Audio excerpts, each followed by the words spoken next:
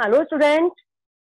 आज की हिंदी कक्षा में डॉक्टर इंदु गोस्वामी के साथ आपका एक बार फिर से स्वागत है। बच्चों, हमने अपनी पिछली कक्षा में व्याकरण की जो पुस्तक है उसका पाठ 2 वर्ण विचार और उच्चारण ये हमने पढ़ा था। मैंने आपको बताया था बच्चों, थोड़ा सा ये पाठ जो है टिपिकल है, क्योंकि ये थोड़ा सा एक तरह से ग्रामर का तो है ही है और थोड़ा हमारे स्वर तंत्रों के ऊपर आधारित। ठीक है, तो हमने अपनी पिछली कक्षा में क्या पढ़ा था बच्चों? हमने पढ़ा था व्यंजन, कि व्यंजन हम किसे कहते हैं, कितने भेद होते हैं व्यंजन के, ये सब हमने अपनी पिछली कक्षा में पढ़ा था। और आज जो है हम पढ़ेंगे व्यंजन के बारे में। पिछली में हमने स्वरों के बारे में पढ़ा था और आज व्यंजन के बारे में हम पढ़ेंगे, क्योंकि मैंने आपको बताया था बेटा, स्वरों और व्यंजनों दोनों से मिलकर हमारी वर्णमाला का निर्माण होता है। ठीक है, स्वर हम पहले पढ़ चुके हैं, व्यंजन हम आज पढ़ेंगे। तो हम अपनी इस कक्षा को प्रारंभ करते हैं बच्चों। व्यंजन किसे कहते हैं बच्चों? व्यंजन वे ध्वनियां होती हैं बच्चों जिनके उच्चारण में हमें स्वरों की सहायता लेनी पड़ती है। कहने का तात्पर्य है कि स्वरों की सहायता से जिनका उच्चारण किया जाता है वह व्यंजन कहलाते हैं। इसका मतलब क्या है बेटा? स्पष्ट है कि व्यंजन जो है वो अपने आप में कंप्लीट नहीं होते। जैसे स्वर मैंने आपको बताया था कि स्वर अपने आप में कंप्लीट होते हैं, उनको बोलने के लिए, उनका उच्चारण करने के लिए हमें किसी अन्य ध्वनि की आवश्यकता नहीं होती, लेकिन व्यंजनों को उच्चारण करने के लिए हमें स्वरों की आवश्यकता पड़ती है, क्योंकि स्वर के बगैर जो है व्यंजन पूर्ण नहीं होते हैं। जैसे हम उदाहरण देखते हैं, क। अगर हम देखिए क में आ जोड़ेंगे तभी हम क पूरा हमें मिलेगा। तो ये जो आ है इसमें, ये क्या है? स्वर है ये।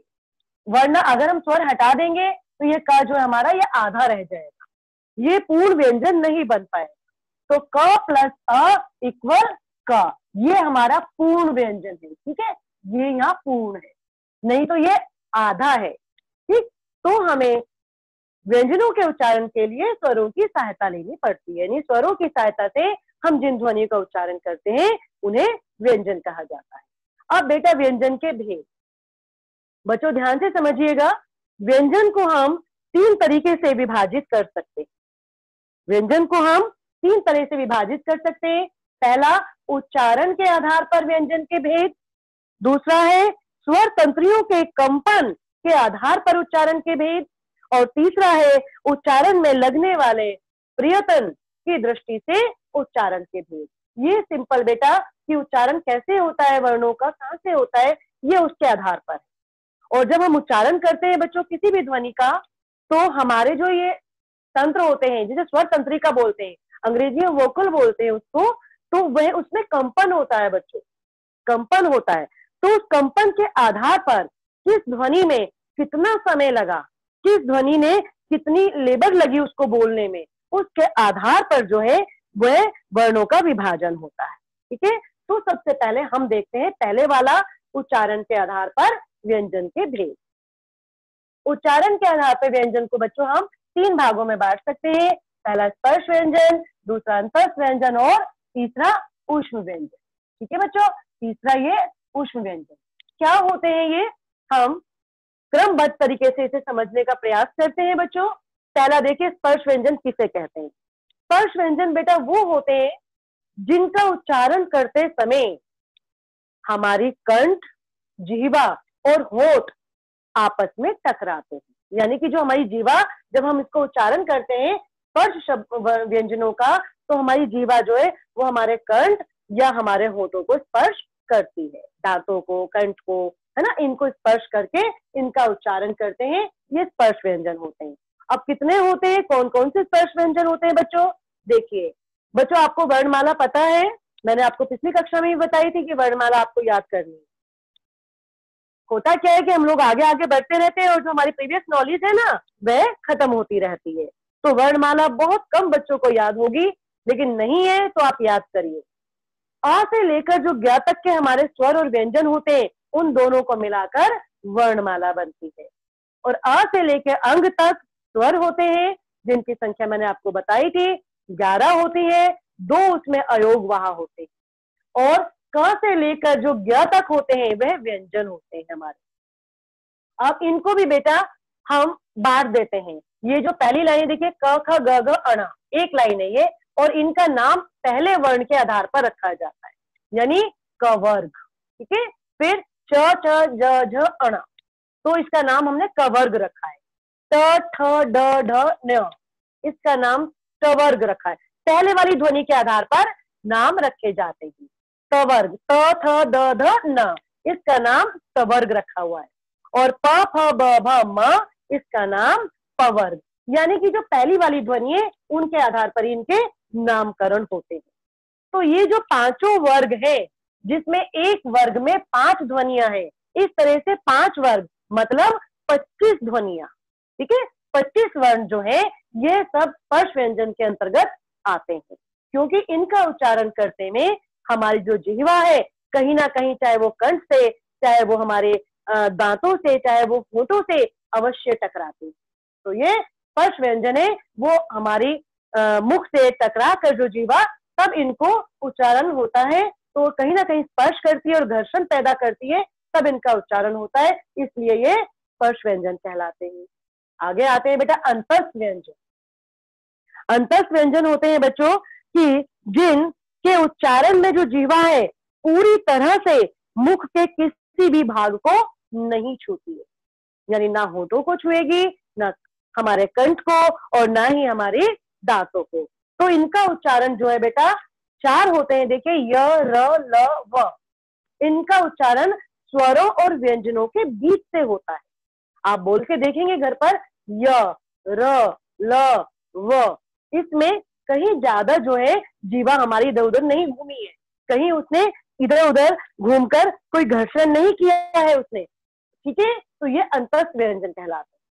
फिर आते हैं ऊष्म व्यंजन। ऊष्म व्यंजन क्या होते हैं बच्चों? ऊष्म व्यंजन होते हैं वो व्यंजन जिनका जब हम उच्चारण करते हैं तो जो हमारी श्वास वायु है वह हमारे मुख में टकराती है और टकराकर एक घर्षण पैदा करती है, और जो मुख से निकलने वाली जो वायु है वह गर्म हो जाती है। ऊष्म का मतलब होता है गर्म। अगर इसका मतलब देखें तो इसका मतलब होता है गर्म। ठीक है, तो यानी कि वो वायु जो है मुख में टकरा कर घर्षण पैदा करके मुख से बाहर निकलती है और वह गर्म होकर निकलती है। तो ये 4 होते हैं, श, श, स, ह। इन चारों का जब उच्चारण हम करते हैं तो हमारी जो मुख में वायु है वो घर्षण करती हुई गर्म होकर बाहर निकलती है। ये ऊष्म व्यंजन कहे जाते हैं। ठीक है, तो ये 3 आधार हो गए। उच्चारण के आधार पर व्यंजन के भेद 3 प्रकार के होते हैं। अब इसके बाद आता है बेटा आपका संयुक्त व्यंजन। संयुक्त व्यंजन भी होते हैं बेटा, 4 होते हैं संयुक्त व्यंजन। ठीक है, ये चारों जो है ये संयुक्त व्यंजन है। ये वाले ये चारों संयुक्त व्यंजन क्या होते हैं? संयुक्त व्यंजन बेटा, संयुक्त का मतलब है जुड़ा हुआ, जुड़ा हुआ है ना, कंबाइंड, 2 चीजों से जुड़ा हुआ संयुक्त कहा जाता है। तो ये जो चारों व्यंजन है बच्चों, ये 2-2 व्यंजनों से बनते हैं। जैसे क्ष है तो ये क प्लस श, इन दोनों से जुड़कर और अ लगाना पड़ेगा तभी ये पूरा होगा। अदरवाइज अगर हम आ ना लगाए ना बेटा तो ये कुछ इस तरह का बनेगा। अगर मान लीजिए मैं ये नहीं लगाती हूँ, है ना, तो इसका जो रूप है वो हलंत के साथ आएगा ऐसा। लेकिन हमें किसी शब्द को लिखने के लिए हमें पूर्ण व्यंजन चाहिए होता है, तो हमें ये अ लगाना पड़ता है तभी वह पूर्ण बनता है। तो त्र, त्र, त और र मिलकर बनता है, वर्ड बनता है त्रिशूल, त्रिभुज, है ना, इस तरह से वर्ड बनते हैं। फिर है श। श जो है ये भी आपका बनता है श प्लस र प्लस आ, शवन। ठीक है, इस तरह से बनता है त्र। और बच्चों एक और रह गया आपका ज्ञ रह गया है ना, ज्ञ। तो ज्ञ जो है ये किससे बनता है? ये बनता है क प्लस श। नहीं नहीं, ये बेटा आपका बनेगा ज प्लस न्य से, है ना, ये बनेगा आपका ज प्लस न्य इस प्लस आ, तो ये बनेगा, इससे हम वर्ड बना सकते हैं ज्ञान। ठीक है, ज्ञान वर्ड। तो इस तरह से ये संयुक्त अक्षर कहे जाते हैं जो 2-2 वर्णों से मिलकर बनते हैं। फिर आते हैं बच्चों हम संयुक्ताक्षर पर। देखिए वो संयुक्त व्यंजन है, वो 2 अर्ध व्यंजनों से मिलकर एक व्यंजन बना है। यहाँ पर ये संयुक्ताक्षर अक्षर बनता है ये।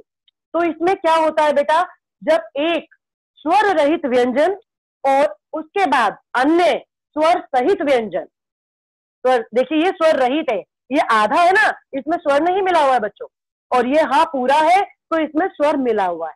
यानी कि जब कहीं भी एक स्वर रहित व्यंजन के बाद कोई भी अन्य, सेम वो नहीं, अगले वाला बेटा, कोई भी अन्य स्वर सहित व्यंजन आ जाता है तब वहां संयुक्ताक्षर बनता है। जैसे देखिए म स्वर रहित व्यंजन, ह स्वर सहित व्यंजन, तो ये संयुक्ताक्षर बना।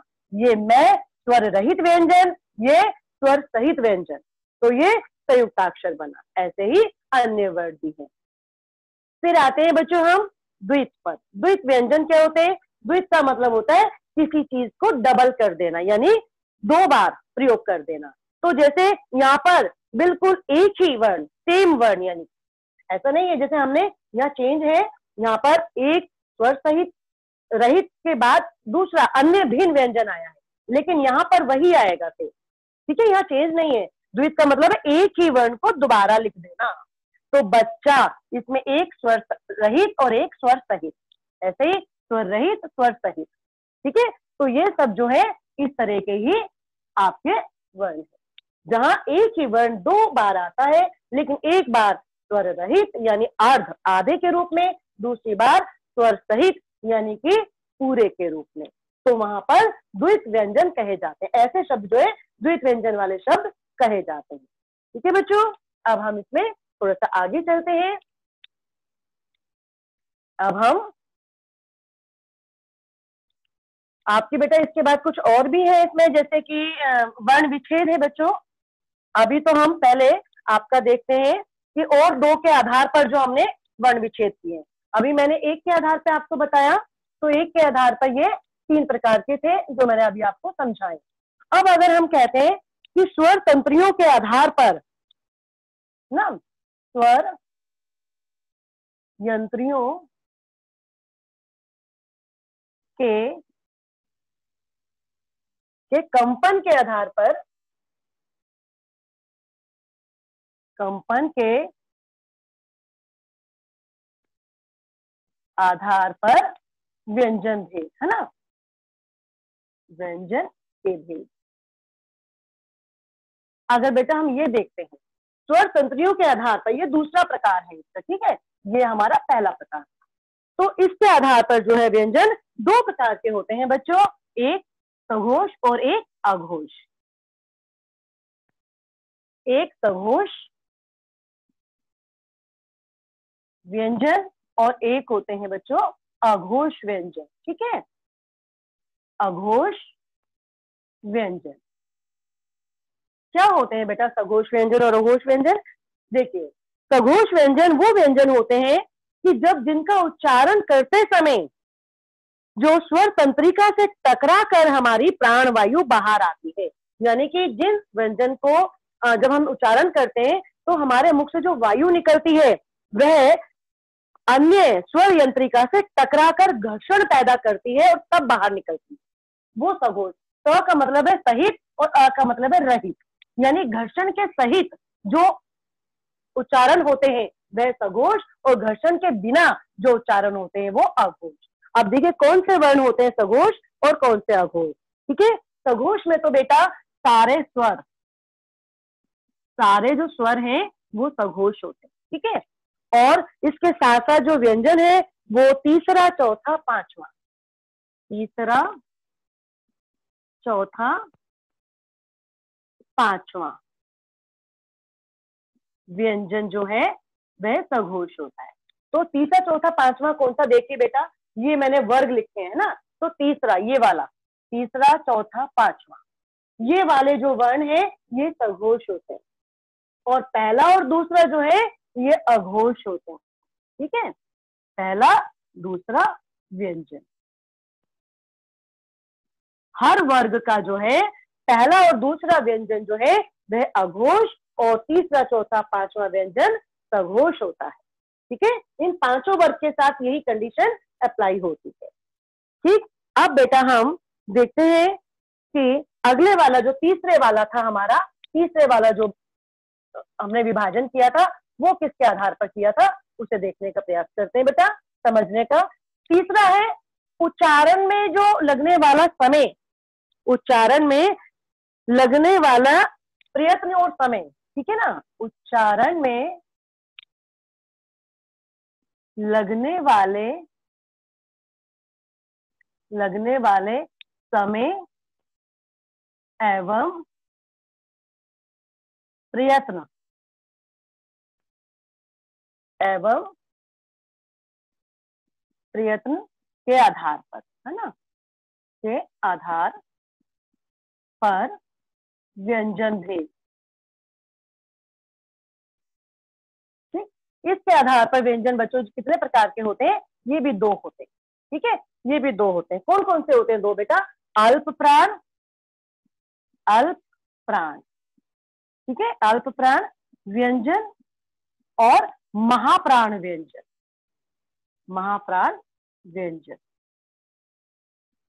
क्या होता है देखिए, अल्प प्राण और महाप्राण क्या होता है। अल्प, इसे हम दो हिस्सों में बांट देते हैं, अल्प मतलब थोड़ा, है ना, थोड़ा, और प्लस प्राण में वायु, ओके। महा और प्राण, इसको भी दो हिस्सों में बांट लेते हैं हम, महा में ज्यादा या अधिक कह सकते हैं, और प्लस वायु, ठीक।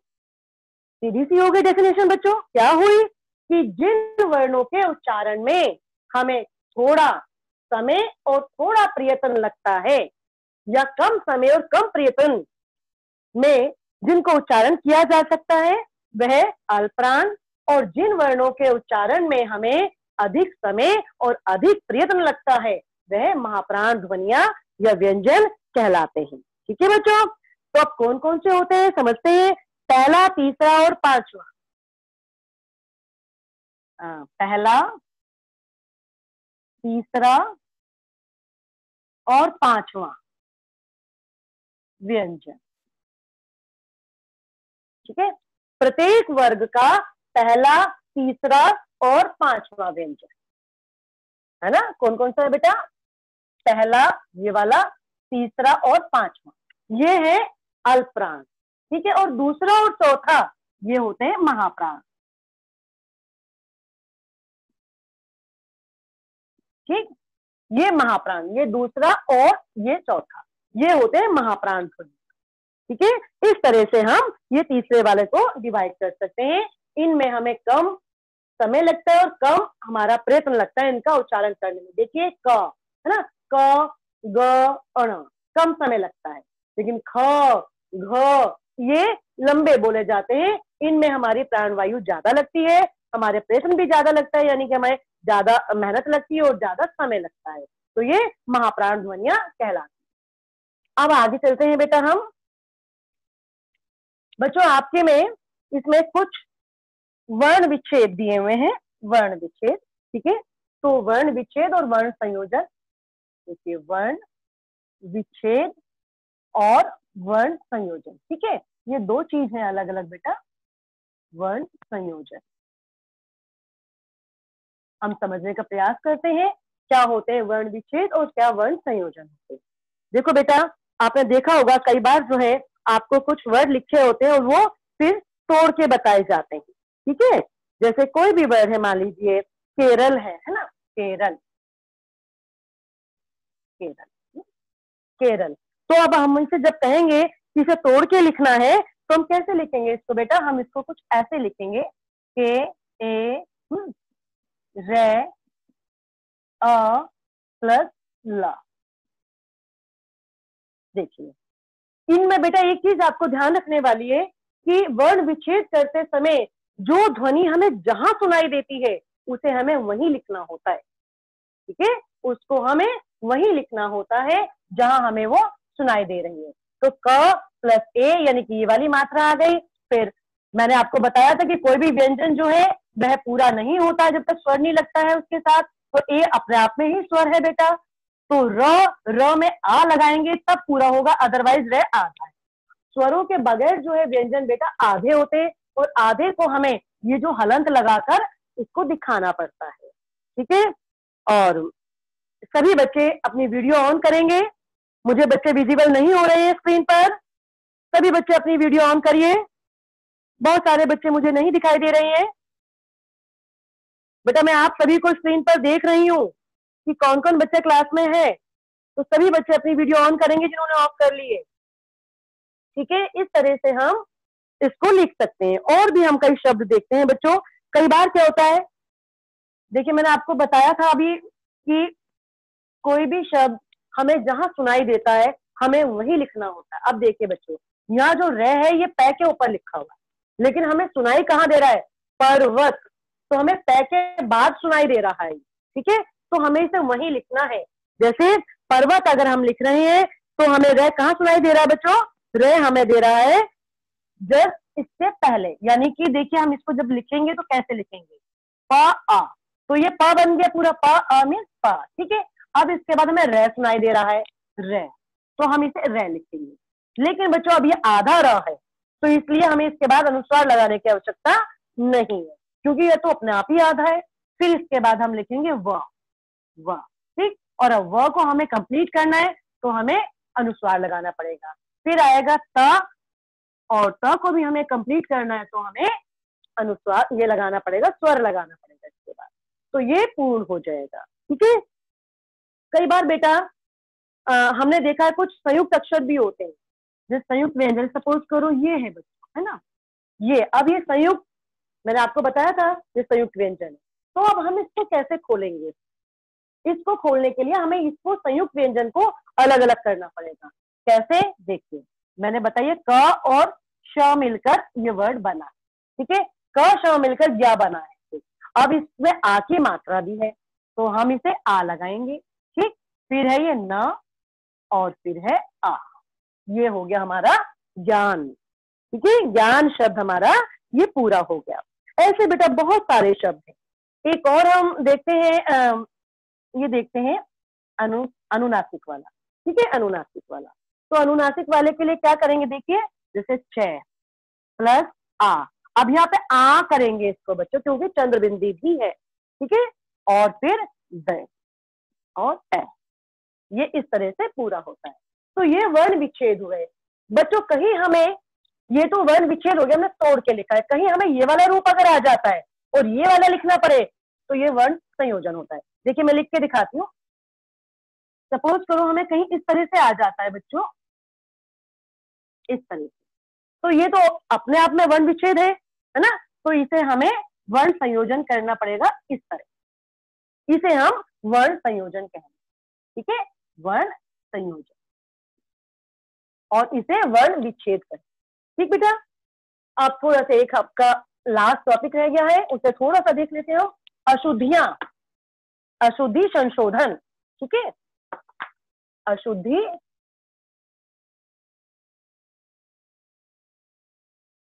अशुद्धि संशोधन।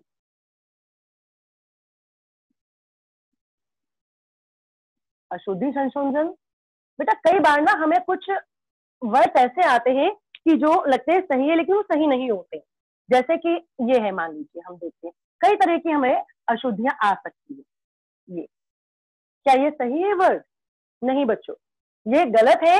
इसमें रे संबंधी अशुद्धि है और इसका सही जो वर्तनी है वो ये है। ठीक है, यह आपकी सही वर्तनी है। कई बार और भी आ जाते हैं, जैसे ओ संबंधी आ जाता है उ, तो जैसे हमने लिख दिया दयालु। ठीक है, दयालु, लेकिन ये गलत है, ये वर्ड है दयालु, तो ये उ संबंधी, उ संबंधी इसमें अशुद्धि हो गई। ठीक है, इसमें क्या हो गया बेटा, इसमें रे संबंधी अशुद्धि हो गई। ठीक है, रे संबंधी अशुद्धि, तो ये हमारे इस तरह से आ जाते हैं। रे संबंधी अशुद्धि है, कहीं पर आपके रे संबंधी अशुद्धि हो गई, कहीं पर कुछ अनुनासिक भी आ जाती है। जैसे मान लीजिए ये वर्ड आ जाता है दांत, तो क्या ये सही है वर्ड? नहीं, ये सही है इसका ये वाला दांत, इसमें अनुनासिकता आती है, तो इस अशुद्धि को हम क्या कहेंगे, ये हो जाती है हमारी अनुस्वार और अनुनासिक, अनुनासिक संबंधी अशुद्धि। ठीक है, अनुनासिक संबंधी अशुद्धि, ये वाली अशुद्धियां। तो इस तरह से बहुत सारे शब्द जो है हमें मिलते हैं, लेकिन कुछ इनसे भी अलग मिलते हैं हमें। जैसे मान लीजिए लक्ष्मण, बहुत से ऐसे लिखते हैं लक्ष्मण, बताइए बच्चों, क्या ये सही है लक्ष्मण? नहीं, ये सही नहीं है, ये वाला सही नहीं है, इसकी जगह आता है लक्ष्मण, इस तरह। ठीक है, कहीं कहीं जो है इस तरह से भी आता है प्रणाम, प्रणाम। क्या ये सही है? नहीं, ये प्रणाम बनेगा इस तरह से, प्रणाम। तो इस तरह से बेटा आपके बहुत सारे वर्ड थे जिसको आपको देखने हैं और इनको आपको याद करने, आपकी बुक में दिए हुए हैं, आपको इनको याद करना। तो बच्चों आज हमारा ये टॉपिक जो है यहीं पर समाप्त होता है, कंप्लीट हो जाता है, और अगली कक्षा में हम एक नया विषय लेकर आएंगे। ठीक है, अगली कक्षा में हम एक नए विषय के साथ आपके सामने फिर से उपस्थित होंगे।